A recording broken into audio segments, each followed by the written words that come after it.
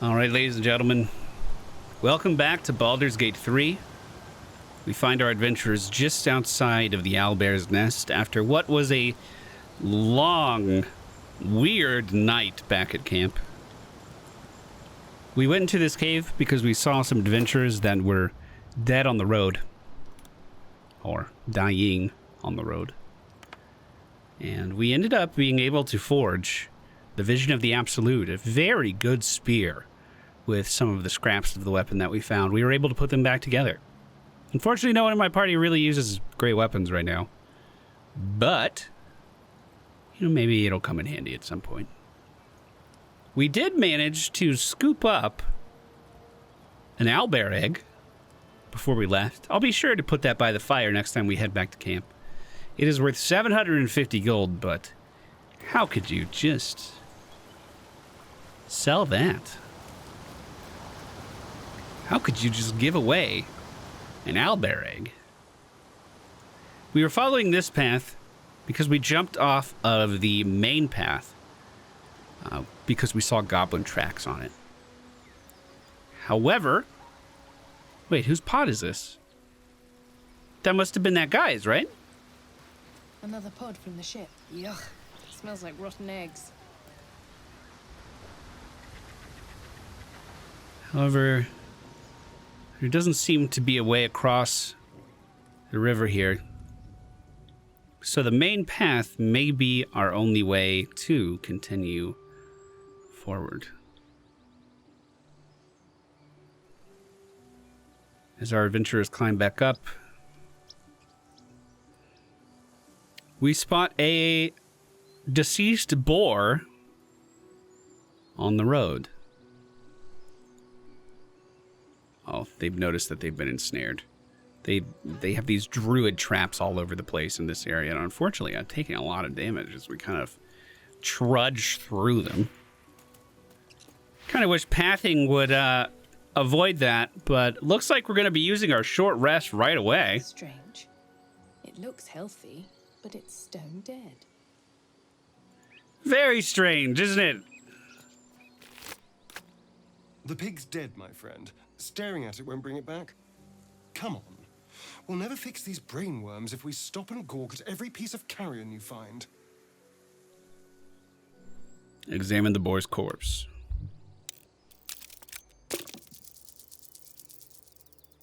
The boar seems to be fresh, only a few hours dead. Examining the corpse, you see 2 small puncture wounds in its neck. And is it dead enough for you? These marks are strange. Do you recognize them, Astarion?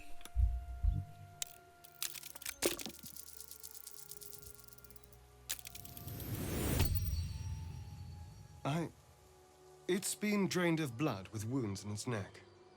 It's been killed by a vampire. I didn't want to say anything because I didn't want to worry you. They are ferocious creatures. But don't worry. I'll keep watch tonight. We won't have to worry about nocturnal visitors. Now please, let's go. I'll keep watch tonight, he says. My, what red eyes you have, Astarion. As we cross the bridge, we see, presumably,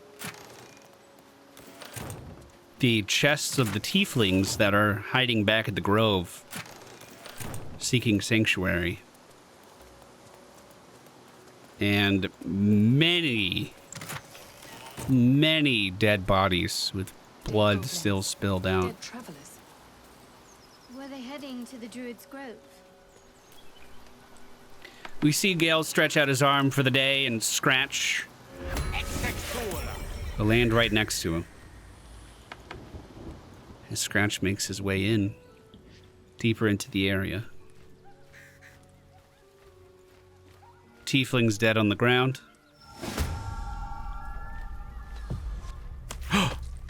And as Scratch moves through the archway up ahead, we immediately see an arrow right into the side of him as his shape kind of evaporates onto the ground.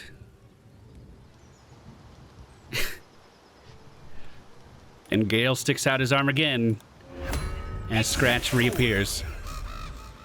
Well! Looks like that way's not safe. I'm gonna check these bodies, see if we can find anything.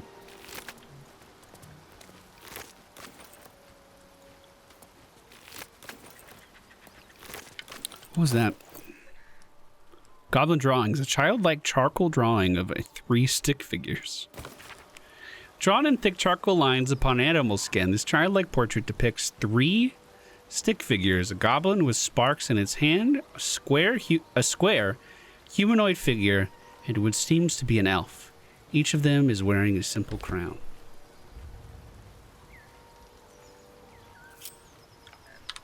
I'm going to save here just in case that goes really, really poorly. But I'm going to split off.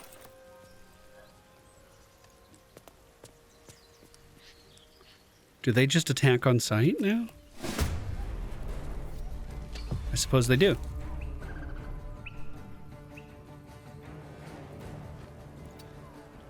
Okay. Liz has spotted the goblins. She knows where they're at. Unfortunately, Scratch, the first time through, didn't get a good look at them, it would seem. But now we know exactly where they are perched. And unfortunately, they see Liz very, very well. They had a surprise round as we first entered. I doubt I'll be able to hit anything. I'm gonna use a dash to try to get back to the bridge. I was hoping for the ability to perhaps be able to talk to them, but that doesn't seem to be the case.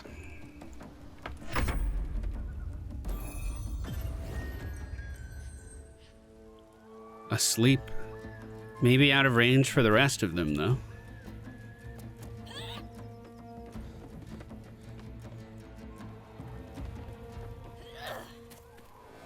They're climbing down off of the roof. We may actually be able to use this to our advantage.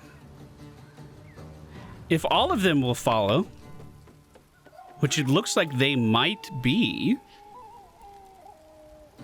we can head back to the cart and maybe use that as a bit of a defensive position. Is he able to get off the roof there? Whose turn is it? Scratch knows what just happened to him. Where is he, though? Oh, he's asleep. Gale reaches behind him and picks Scratch up as Scratch makes his way back towards the bridge. Astarion tries to line up a shot with one of these goblin ambushers, but sees that there's no way to make it from here, and he makes his way over to the brush on the right side and slinks down into the shadows, hoping to avoid detection. Shadowheart casts a very large healing word onto Liz, who is currently on the ground sleeping and burning, and then walks up to get her back on her feet as she moves back towards the cart on the road.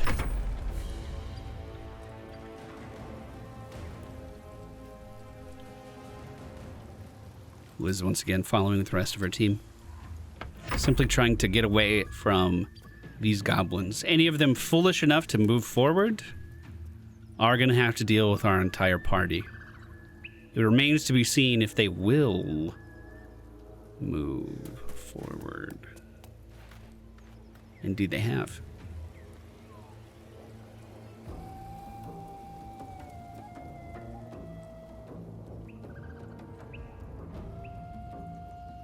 Shouting insults from the top of the roof, the one goblin who can't seem to make his way off resorts to intimidation tactics, let's put it that way.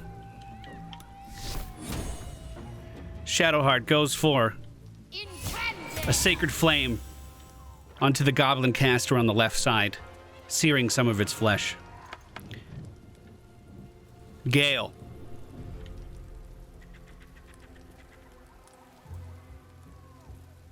Can we do a Ray of Frost here? Critical hit! You see the body of the goblin freeze and shatter and break into pieces as the impact of the spell fully lands. Gale once again takes a step back. Astarion moves up, still in the brush on the right side of the road. Takes aim with a sneak attack at the goblin tracker, landing in the shoulder before he cowers down behind a rock again. Liz now turns around, facing the enemies that have been chasing her, and does nothing because they're out of range. I think after we kill this goblin, I'm just gonna run. Is he actually finding a way down? Hello?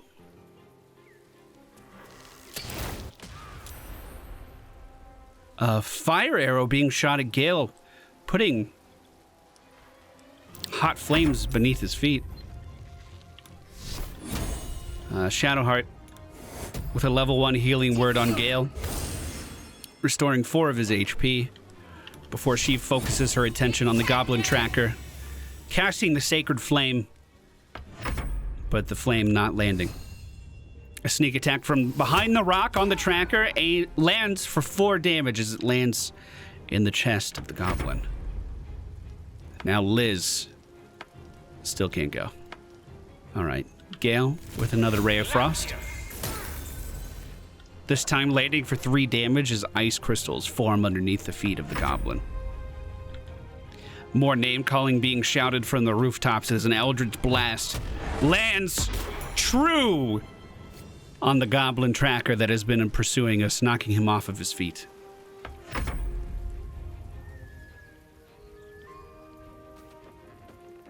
It looks like he may not have learned his lesson.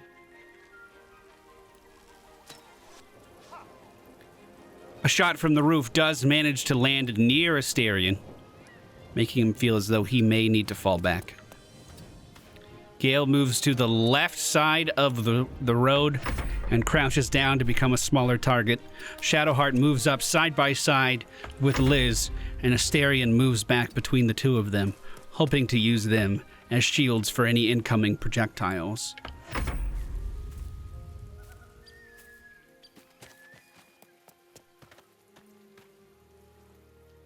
They can just barely see a goblin peeking through the archway.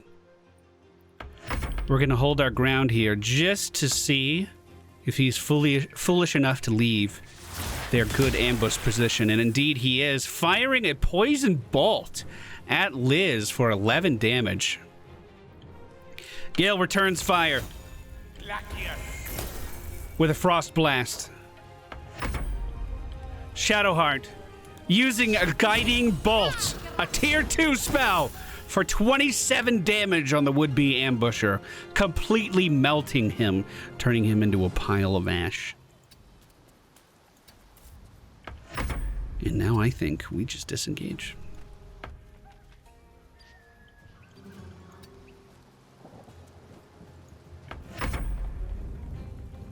Any goblin that broke formation and decided to chase us has been dealt with. We only really know of one goblin still on a rooftop that's been shouting obscenities at us for some time now.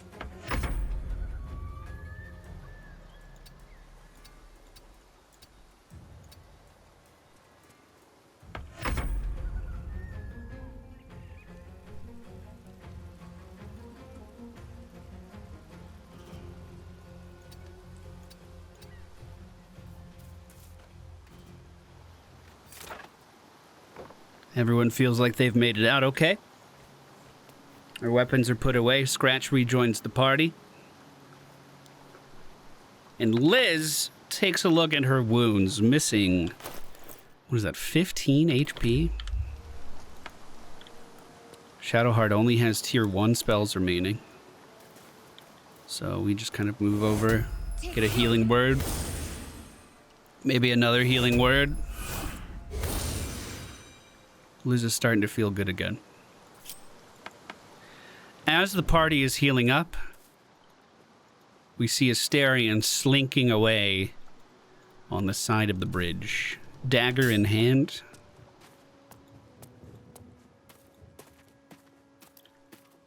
Trying to see if there might be another way up into the facility.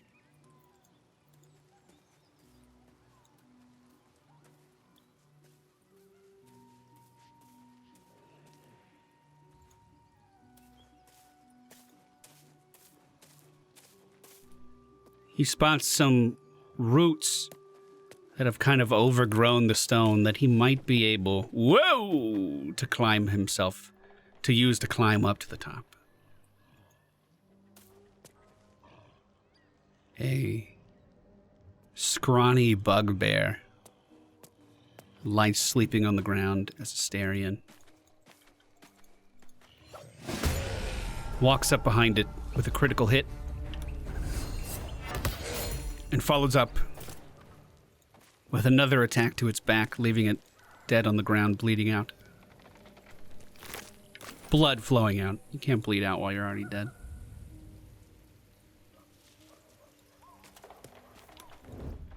Slinking back down.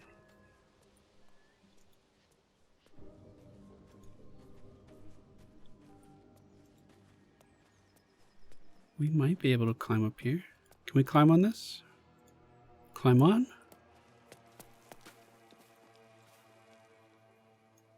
Here, get down.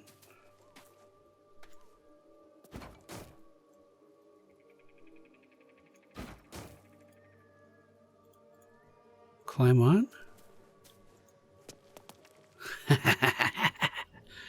We've made it onto the rooftop, where the goblin was once spouting insults. He looks at the archway, ready to see if more intruders will enter, as Astarion reaches in with his dagger.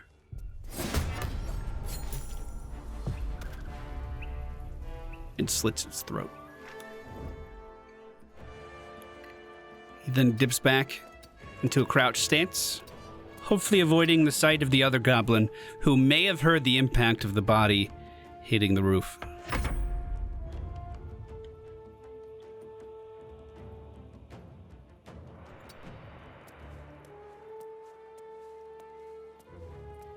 Astarion, as quietly as he can, tiptoeing across the roof. The goblin tracker seems to think something is amiss, but he does not know what yet. As Astarion makes his way back onto the ground.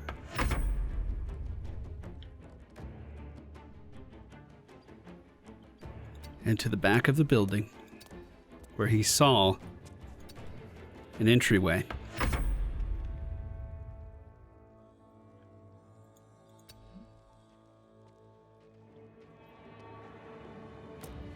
Whoa. That's a gnarly amount of spider webs there.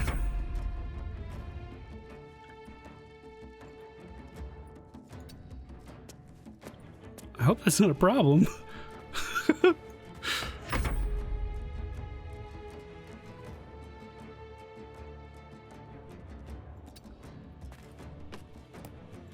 Mere steps away from the goblin now. He draws back his dagger for a sneak attack.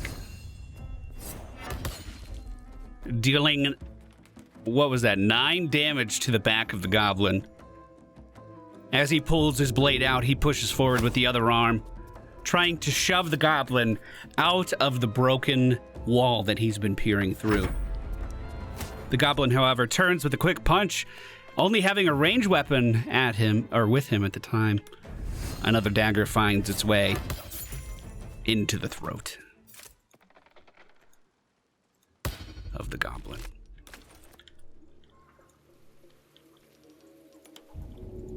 We'll just drop down. Oh, come on! Come prone! Come on, prone! You did all that cool ass shit and then you fall down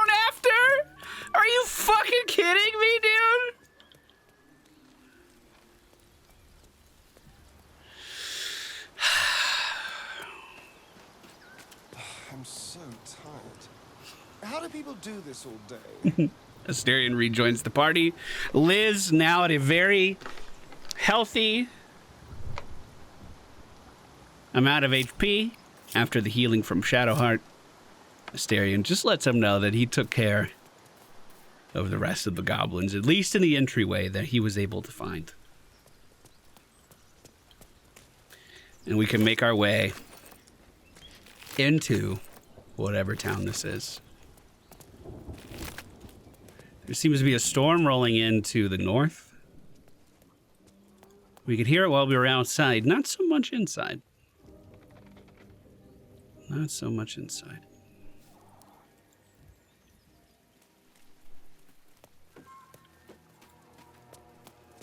Fast travel location here, an ancient rune circle. As well as another goblin on patrol. We're going to surprise him with an Eldritch Blast to the back.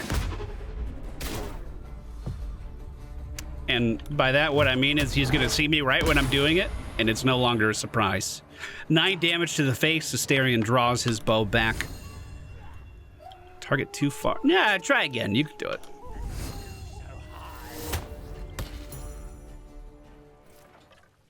The arrow flying true, piercing the skull of the goblin. So, it seems whatever settlement this was has been completely overrun.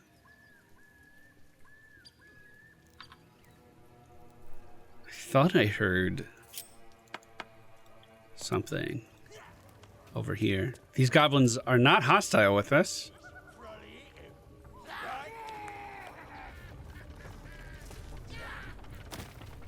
Liz walks up to see what the commotion is. Look what we got here. Another little birdie wanting to fly. Stop this thing! Flap those wings some more, and I'll feed you a worm. And you. Hope you got a stomach for heights.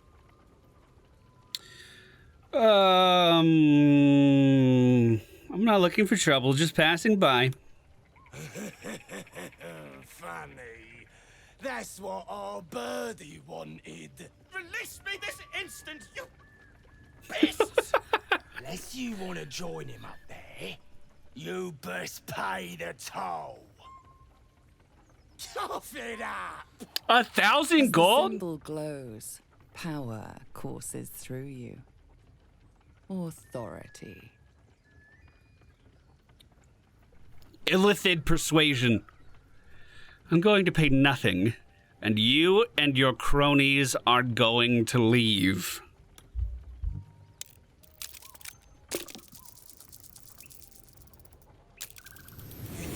You're a true soul. I didn't know. Wouldn't dare question you, never. Something stirs deep within you, hungry and alert. It's taking something you'll never get back. We'll leave you to it. Let's find you something to eat. Wow. That was a pretty difficult fight last time. When we were on Sam, we went in here and tried to sneak attack as many of them as we could. This is when we learned about building over on this other side. I actually took boxes from around the area and stacked them up to be able to get Sam, our rogue, up onto this roof here, and then backstabbed one enemy. So very quietly made my way over here and backstabbed another, and like systematically just kind of picked them off. When we did this with Tim, this is one of the best fights I've ever seen. Tim had the idea that because we were focused on archery, that we should try to sneak by and climb this windmill. And that's exactly what we did. We found this little hole in the wall here. We managed to do just a big enough leap to just barely stay out of their sight. And we made our way up to the back ladder. And then as they tried to come up the ladder, Tim would push them back off as my ranger was just taking shots at every single goblin that was out here. Turns out, Liz found the easiest way of them all. And while this guy certainly is not my problem, we can help him down.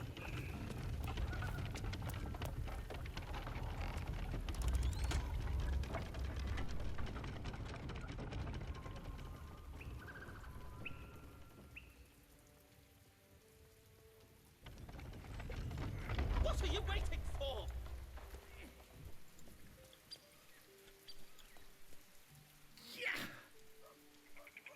Hey, little guy.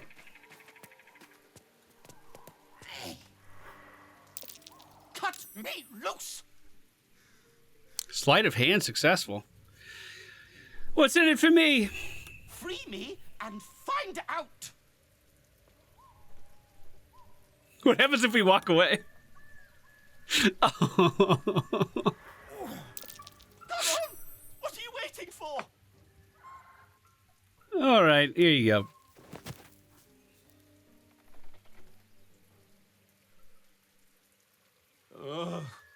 Maga Kamara. Those pustulant thugs. Well, get on with it. Whatever you are.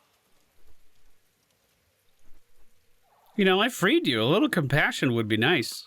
As expected. Coercion by the book. Take my pack, if you can find it. The only reason those goblins caught me was its weight. I'll travel lightly from now on. You're a little far from home for a deep gnome. Ignorance is alive and well, it seems. Deep gnomes aren't restricted to the Underdark, you know. I've lived in Baldur's Gate for years. I'm in search of a friend. I fear he's in trouble. See this? I gave it to him years ago before I left home. I found it around the neck of a thug in the lower city. It was speckled with blood. My friend, nowhere to be found. But I still have hope. I'm heading to his home in the Underdark to discover what happened. I always help my friends. On that note, I bid thee farewell. If we should meet again, well, we will have met again. True. Factual. I don't know where his backpack is. I also don't know where he goes. Looks like he was heading north on this road. Interesting. The mauled sheep.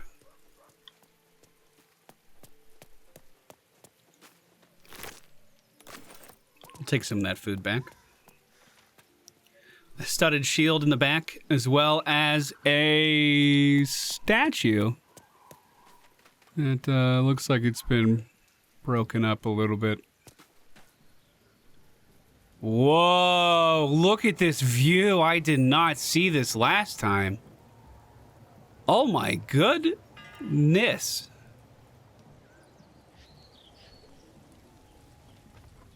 That's very interesting.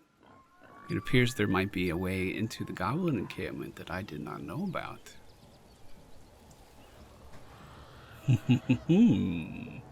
I see. I see. I don't really want the shield. That someone else's inventory. A heavy backpack. Oh, this probably is, huh? Yeah. This has no weight. This has no weight, and that has no weight. How is it a heavy backpack? Collectively, it weighs 0 pounds. I will be traveling light from now on, he says. Oh. I wanted to pick up that chair. We need a chair. We really need a chair for the camp. The satchel itself is made out of lead. Well, let's follow the road where he was going. For one more little encounter before we close out today's session. Let's regather everyone together. I like how Scratch just gets broken every now and then. The gnome was running this way. Let's see where he could have gone. What was that? E? Oh. I don't think I've pressed that button yet.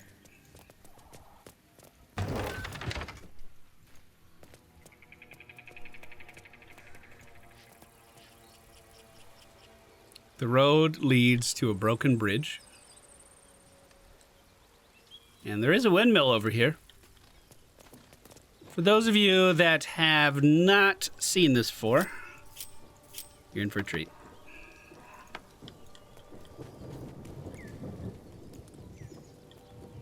Let's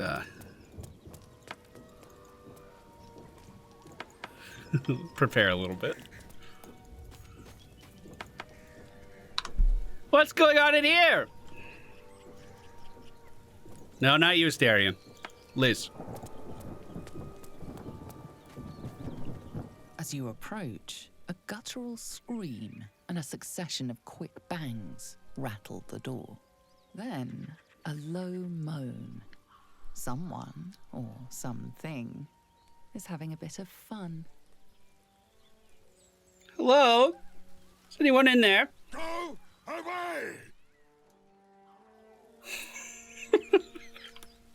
Leave it. Whoever's inside doesn't want an audience, and I don't want to fight.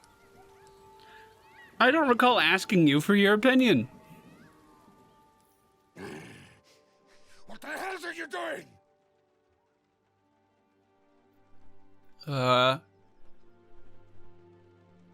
Apologies. I didn't mean to interrupt.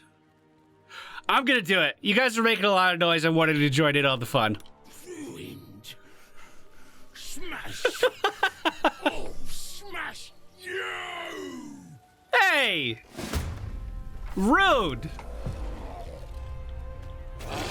The bugbear moves up, being interrupted from his important activity. Both these people don't seem very happy with me. We're actually gonna do a... not gonna do a poison spray. That's way too far. We'll just go ahead and do a sneak attack with our bow, landing for 9 damage into the chest of the bugbear. Yeah, go back up. There you go. As Asterion kind of slinks back down up there. An Eldritch Blast point blank into Garako's chest sends him flying back several feet with 7 damage being done as Liz makes her way up to the ledge where everyone else is up, or where everyone else is located as well. Scratch. Just kind of backs up. Tries to stay safe here. We'll go ahead and try to cast a Sacred Flame on the bugbear that we can see. To no avail. As Bathir, oh god, the gigantic ogre makes her way out of the windmill and unfortunately already takes down Shadowheart's health reserves. A sneak attack from Asterion lands for 14 damage, piercing the skull of the bugbear. As his body goes limp and he falls to the ground, the ogre crying out in agony, seeing her lover die. Oh, it'd be funny if...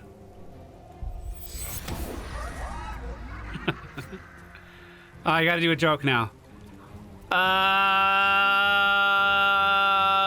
What's the best food to eat when you're cold? A burrito. Thank you. Thank you, everybody. Thank you. We're gonna skip our turn while they are all dealing with the laughter of this ogre. We're gonna have Liz reach down and help Shadowheart up before Liz makes her way back to the cliff with the rest of the party.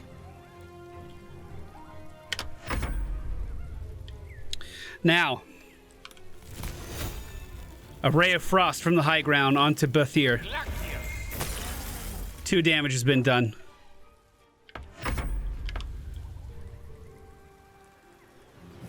Shadowheart was thinking about swinging, but instead falls back to the cliff.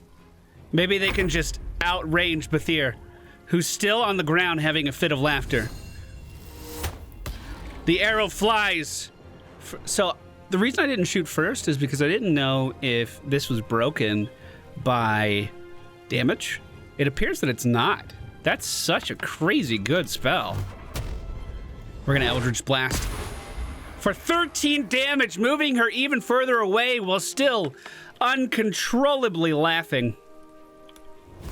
A firebolt being thrown from Gale's hands as well, igniting the ogre where she stands, as Liz and Gale move a bit further back onto the platform. Shadowheart once again joining them as well and drinking a potion of healing at the top. Is then going to turn around and cast a level 1 guiding bolt for 19 damage. Rage being used as she moves closer to the ledge, taking just tiny steps to reach the party, swinging the massive club in her hands, but just missing Shadowheart. Astarion pulls back the bow, firing an arrow at the side of her head, but missing. An Eldritch Blast being used by Liz, landing, not knocking the ogre off of the ledge, instead just knocking her to her feet, as Gale fires once again a firebolt, missing, but the flames igniting the rock underneath her. Scratch, seeing the dire situation in front of him, goes for the eyes, blinding the ogre. Shadowheart starting with a push. Can't believe that actually landed. The ogre back on the ground as she casts a sacred flame from atop the rock, which is now a full turn away from the ogre being able to get back up there. I can't believe that worked. She comes up. The smash! 15 damage being done to Shadowheart as the ogre could just reach the top of the rock. Astarion pulling out his dagger, shoving it into the side of the neck of the ogre, who's now just barely holding on. Liz pulls back her hand once again, the familiar Eldritch Blast forming, but missing just underneath the right arm of the ogre. Understanding that this is no time to miss, Gale readies the magic missile, 3 bolts, guaranteed to land true on the target. And they do, as the ogre's body falls over backwards, now lifeless. Hey, let's wake her up before she dies. Astarion has something to say. Well, what did you make of that?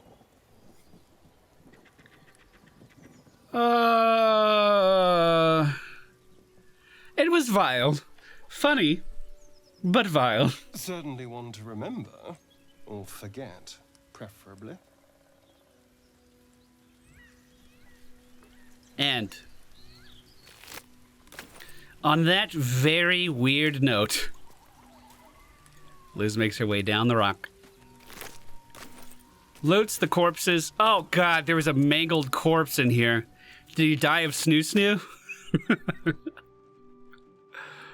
A few great swords inside. We'll send Shadowheart down to loot those for later. But the party will now head back to camp for the remainder of the day. The twilight is darker than expected. Moisture drips down your forehead. Pain shoots through your fingers. So we never saw this with Sam. Sam never used the power of his Illithid. So I am just assuming that the more we use the power, the faster the Ceramorphosis might happen.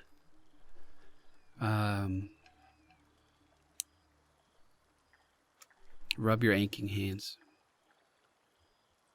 The ache builds as you squeeze your hands together.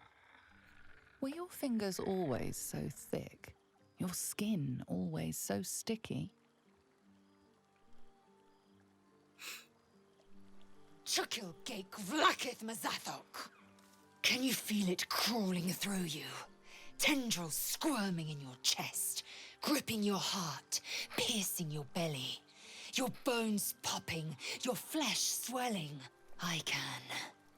I see it in you. I feel it in me. We are lost. I will be quick with my blade. First you, then the others, then myself. Your minds intertwine. You sense a touch of uncertainty, a touch of disgust. We're going to use the Illithid to explore Lae'zel's mind.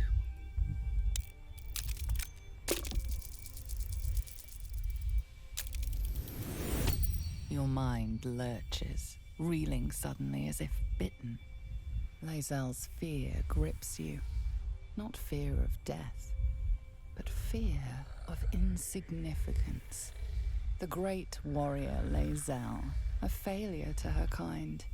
She will wield no silver sword, ride no red dragon, forever unknown to the great Lich Queen Vlakith.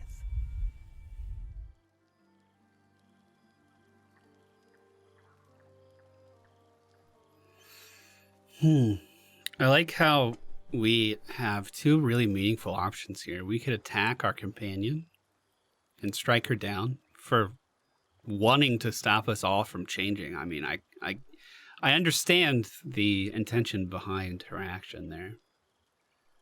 Or we could surrender to her and just admit that we feel powerless and that she's right. Or deception. Don't you see how far gone you are? Give me that blade and I'll make it quick. We're just exhausted. Lower that blade before you do something foolish.